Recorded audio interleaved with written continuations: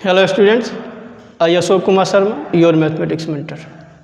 Again come with new video on some important question for JEE Mains part 2. In first part we watch some three questions, and so that we start in this video question number 4. This is question number 4. ये 4 number का question हम लोग समझें क्या लिखा हुआ है, क्या पूछ रहा है और क्या दिया हुआ है और कैसे हम लोग इसको हैंडल करेंगे, कैसे इसको हम लोग बनाएंगे। तो देखिए यहाँ पे कहता है कि if the plane 3x plus y plus 2z plus 6 equal to 0, this is the equation of plane, this given. ये दिया हुआ है is parallel to the line 3x minus 1/2b is equal to 3 minus y is equal to z minus 1 by a, then the value of 3a plus 3b is option number A 1/2, B 3/2, C 3, D 4। हम लोग ये बात जानते हैं, हम लोग 3D यानी कि 3 डायमेंशन हम लोग ये पढ़ चुके हैं कि कोई भी प्लेन अगर लाइन के पैरेलल होता है तो उसका कंडीशन क्या है।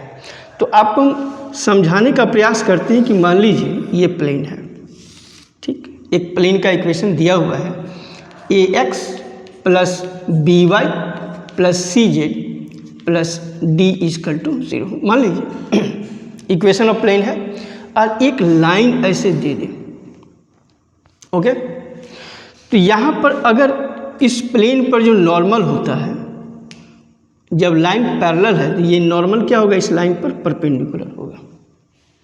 तो याद रखिए ए बी सी, ये जो डायरेक्शन रेशियो जो होता है वो नॉर्मल का होता है। प्लेन पर जो नॉर्मल होता है उसका direction ratio a b c है।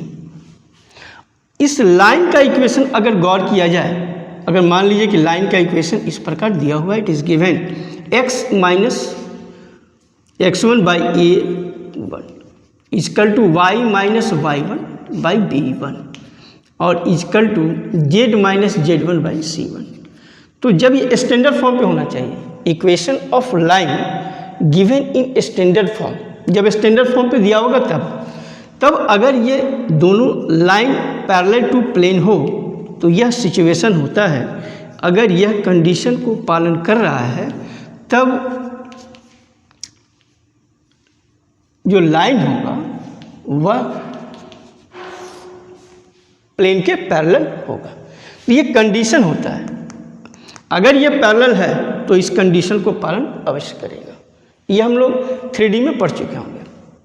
तो इसी चीज़ का पालन जो है, इसी का प्रयोग हम इस क्वेश्चन में करेंगे। तो देखिए यहाँ पे लाइन का जो इक्वेशन है ये स्टैंडर्ड फॉर्म पे नहीं है, इसको स्टैंडर्ड फॉर्म पे हमको लाना होगा, तब हम इसका प्रयोग हम इसमें करेंगे, ओके। तो देखिए हम लोग इसको स्टैंडर्ड फॉर्म पे लाते हैं, लाइन का इक्वेशन जो है उसको स्टैंडर्ड फॉर्म पे हम लोग लाते हैं। ये देख लीजिए इक्वेशन ऑफ प्लेन तो दिया हुआ है, क्या दिया हुआ है 3x plus y plus 2z plus 6 equal to 0। तो ये इक्वेशन ऑफ प्लेन हो गया। लाइन का देखिए यह स्टैंडर्ड फॉर्म पे नहीं दिया हुआ है, तो हम लोग इसके स्टैंडर्ड फॉर्म पे ले आएंगे, ओके। तो देखिए कैसे हम लोग लाते हैं स्टैंडर्ड फॉर्म पे।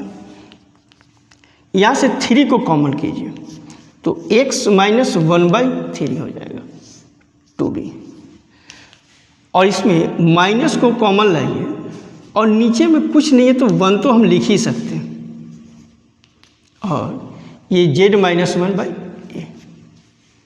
ठीक। तो अब हम 3 को एक सिस्टम पे ले आएंगे। वह सिस्टम क्या होगा, x minus 1/3 divide by 2b/3 equal to y minus 3/-1 और ये z माइनस 1/a। अब यह स्टैंडर्ड फॉर्म पे आ गया। तो जब यह स्टैंडर्ड फॉर्म पे आ गया तो प्लेन लाइन के पैरेलल होगा, उसके कंडीशन को आप यूज़ कीजिए, कंडीशन का इस्तेमाल कीजिए। तो वी गेट इट, क्या प्राप्त किया, 3 इंटू ये 2b/3, ओके 2b/3। इसके बाद देखिए y का कोफिशिएंट क्या है 1, और 1 इंटू यहाँ पर देखिए इसके नीचे -1, ये जो होता है देखते हैं 2b/3 -1a, ये क्या हो गया, direction ratio of this line हो गया। इस लाइन का direction ratio 2b/3 -1 and a, और यह जो देख रहे हैं 1/3 3 एंड 1, ये पॉइंट हो गया जहाँ से लाइन ये गुजरता है, पास करता है, ओके। तो -1 और प्लस, और देखिए इसकी यहाँ पर कोफिशिएंट 2 है, 2 इंटू और इसका डायरेक्शन रेशियो जेड कह लो ए है, और इसका प्रोडक्ट का सम क्या होता है 0 होता है। तो अब ये कट गया, और 2b - 1 प्लस 2a = 0। तो देखिए 2b प्लस 2a = 1 लिख सकते हैं। अगर हम 2 को कॉमन ले लें तो हम इसको a प्लस b 1 डाल सकते हैं, तो a प्लस b = कितना हो गया 1/2। तब तो अगर हम कहें कि 3 से मल्टीप्लाई अगर हम कर दें तो वी गेट इट 3/2। तो इसका ऑप्शन क्या हो जाएगा, कौन सा उत्तर सही होगा, तो बी नंबर। तो बी नंबर का हम टिक मार देंगे, और यह इसका सही आंसर होगा, सही ऑप्शन होगा। तो हम लोग नेक्स्ट क्वेश्चन पर चर्चा करेंगे। Next question 5 number. 5 number, f(x) = x - 1 sin 1/x - 1 if x is not equal to 1 and 0 if x = 0। ये आपको कोई फंक्शन दिया हुआ है, x is not equal to 1 के लिए है, और x = 0 पर क्या देता है, सॉरी x = 1 पर क्या देता है 0 दिया हुआ है। Then which one of the following is true, इनमें से कौन सही है ये बताना। कहता है पहला है ऑप्शन है f is differentiable at x = 0। क्या कहता है कि f is differentiable at x = 0 and x = 1। b f is differentiable at x = 0 but not at x = 1। f is differentiable at x = 1 but not at x = 1। और दूसरा कहते हैं last है f is neither differentiable at x = 0 nor at x = 1। देखिए हम लोग ये बात जानते हैं या जान लीजिए, limit x tends to 0 sin 1/x does not exist, यह एग्जिस्ट नहीं करता है। और यह फंक्शन जो है इसको नॉट एग्जिस्ट, यानी कि ये इसको कहते हैं ऑस्किलेटरी डिसकंटिन्यूअस फंक्शन। क्या कहते हैं इसको,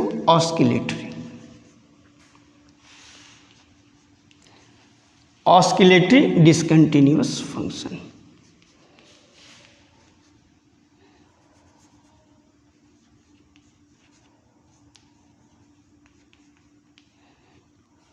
क्योंकि यह 0 के अबव केवल ऑक्सीलेट करता है, do not reach at x = 0। क्योंकि यहाँ पर ही x अगर टेंड्स करे 0 पर तो 1/x टेंड्स टू इन्फिनिटी। तो tends to infinity we know that कि साइन थीटा का मान हमेशा -1 to 1 के बीच में होता है, क्या कुछ भी आप डालिए। तो इसका वैल्यू क्या होगा अभी कांट से हम कुछ कह नहीं सकते। यही वजह है कि यह फंक्शन जो होता है वह डज नॉट एग्जिस्ट, और इसको हम कहते हैं ऑस्किलेटरी डिसकंटिन्यूअस फंक्शन। तब हम लोग आगे चर्चा करें, इस फंक्शन पर बात करें। तो यहाँ पे देखिएगा डिफरेंशिएबल पर है, तो कोई भी फंक्शन डिफरेंशिएबल कब होता है ये आप जान गए, इसका इस्तेमाल आएगा। जब आप जान गए तो आप देखिएगा कि हम लोग इसके बारे में चर्चा करेंगे। तो देखिए f(x) इतना है, तो याद रखिएगा हम लोग RHD निकालते हैं। याद रखिए कोई फंक्शन डिफरेंशिएबल कब होता है, जब L S D equal to R S D हो जाए, आर एस डी हो जाए।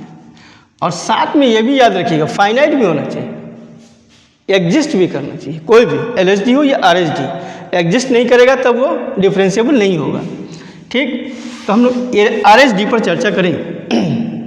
तो आर एस डी जो होता है फंक्शन, गौर कीजिए, ये लिमिट h टेंस टू 0 हम किस पर निकालेंगे, 1 पे। और कैसे निकालेंगे, f1 plus h minus f1 divide by h। Formula यही है, सिंपल सा फॉर्मूला है। तो आप इस पर निकाल के देखिए क्या आएगा, लिमिट h टेंस टू 0। आप 1 प्लस एच निकाल के देखिए, जहाँ जहाँ x है वहाँ पर क्या डालेंगे, 1 प्लस एच डालेंगे। तो देखिए 1 plus h minus 1 sine 1 by 1 plus h minus 1 और डिवाइड बाई, देखिएगा माइनस f1 पर वैल्यू 0 दिया हुआ है, डिवाइड बाई h। तो देखिए लिमिट h टेंस टू 0, ये 1 1 cancel out, h sine 1 by h, ये कट गया। और हमने क्या प्राप्त किया, limit h tends to 0 sine 1 by h। और हम लोग बात पहले भी चर्चा कर चुके हैं कि ये फंक्शन ऑस्किलेटरी डिसकंटिन्यूअस होता है, नॉट एग्जिस्ट, यानी कि एग्जिस्ट नहीं करता है, नॉट एग्जिस्ट। तब तो इसका मतलब ये हुआ कि अब हमको LSD निकालने की आवश्यकता नहीं है, RSD ही एग्जिस्ट नहीं करा तो LSD हम क्यों निकालें। तो हमने देख लिया कि RSD नॉट एग्जिस्ट, तब तो इतना तो तय है कि वह डिफरेंशिएबल 1 पे नहीं होगा। ओके, तो 1 पे डिफरेंशिएबल नहीं होगा, तो यानी कि 1 पे तो डिफरेंशिएबल नहीं होगा, ये तो हम लोग जान गए, not at x equal to 1। अब हम लोग 0 पर चेक करें कि 0 पर चेक करें कि 0 पर क्या होता है। तो देखिए 0 पर चेक करते हैं। देखिए फंक्शन 0 के लिए नहीं होता है, गौर कीजिएगा, यहाँ पर 0 के लिए कोई कंडीशन सिचुएशन नहीं दे रहा। तो fx इजकल टू, तो आप देखिएगा fx equal to, sorry fx equal to यह x minus 1 sine 1 by x minus 1। ये देखिए 0 के लिए तो ये फंक्शन है, क्योंकि ये 1 के लिए नहीं दे रहा है, बाकी के लिए तो दे ही रहा है। तो आप सिंपल सा डिफ्रेंशिएशन करने जानते हैं, अगर इसको डिफ्रेंशिएट कर दीजिए, f डैश कहें कि f डैश x निकालिए तो आप निकाल सकते हैं। तो ये हो जाएगा sine by product rule 1 by x minus 1 और प्लस x माइनस 1 का मल्टीप्लाई और इसका डिफरेंस। साइन का क्या होता है, साइन का डिफरेंशिएशन कॉस